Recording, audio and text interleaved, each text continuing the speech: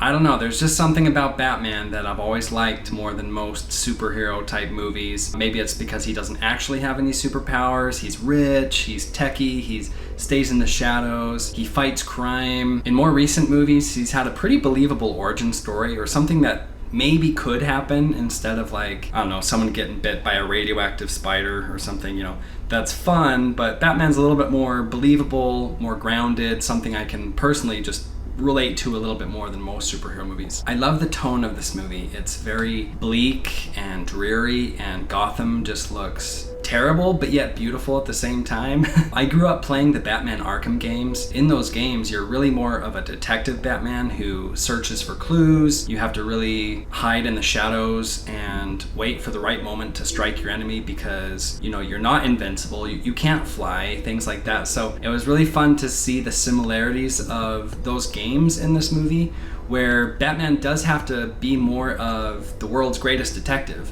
And he has to team up with Commissioner Gordon and try to figure out some of these rather dark clues that the Riddler is giving him in this movie. It personally just hit the spot for me and reminded me of those Arkham games. They mention a couple times in the movie that this is just year 2 for Batman. That's something that I love because he's not the full-fledged Batman that we all know and love. He's still kind of working on things. You can see in his like Batcave area of the mansion, he's working on his car, like he's got the engine like lifted up, like he's actually doing work on it, still trying to figure things out, iron out some bugs maybe. You can kind of tell he's kind of figuring it out on the fly because like later in the movie when he is trying to escape the Gotham police, instead of this really graceful like gliding down with his cape onto the ground from a really high tower, he basically does like this flying squirrel suit and then he biffs it really hard on the ground, and you can tell he's still trying to get it figured out. In fact, no one even refers to him as the Batman until the Riddler does. Batman refers to himself as Vengeance. I'm Vengeance.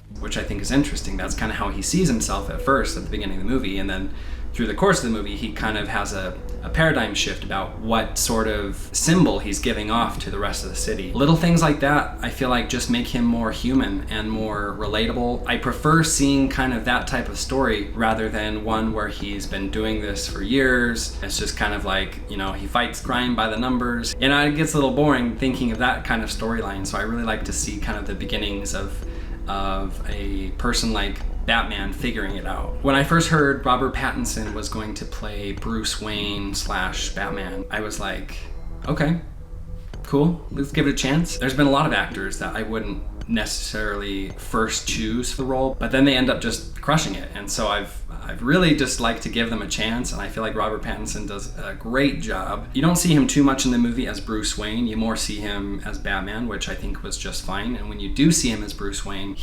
looks pretty kind of tortured and miserable, and he's trying to get things figured out. Paul Dano as the Riddler was an unusual choice. I've seen him in a few other things and was excited to see what he would bring with the character, and he was very creepy. And if there was kind of a modern day Riddler, I feel like that's kind of how he would be, you know, someone who's super smart and has it all planned out, and he's kind of the opposite of someone like the Joker in The Dark Knight, where the Joker's kind of just like very chaotic. The Riddler has like kind of everything planned out, and he's waiting for each step to happen so he can get to his master plan. He's really a psychopath, and he was entertaining for sure. Anytime Zoe Kravitz as Catwoman was with Batman, I just thought those scenes actually went really well. Like, it was fun to see them both do their thing. Again, that kind of reminded me of the dynamics in the Arkham Asylum games where you kind of team up with Catwoman, and I liked seeing that, especially when they're up on that high tower and you can kind of see Gotham just sprawl out behind them. It's like, yeah, this feels like Batman and the Catwoman, you know? The only character who was just kind of fine for me was Andy Serkis as Alfred. I don't know if it's because I'm used to seeing Andy Serkis do different type of things, like motion capture type things, but I don't know, it just didn't quite feel like Alfred to me. I guess in the other Batman films with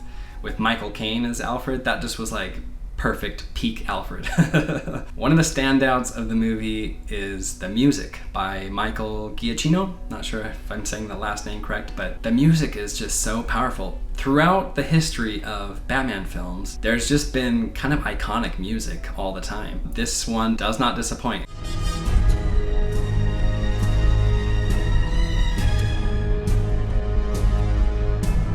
Pretty crazy, right? Like, just tons of emotions just through the soundtrack alone. In the theater, I was watching this movie and I was just loving it, and I was just having a good time, and it felt like I was there in the world of Gotham and Batman, and, you know, figuring out the clues, and then all of a sudden, about midway through the movie, Batman arrives in his Batmobile, and the sound in the theater was just, and I'll just never forget that. It was such a cool, powerful moment. From that moment on in the movie, I was like, yep, I'm buying the Blu-ray for sure.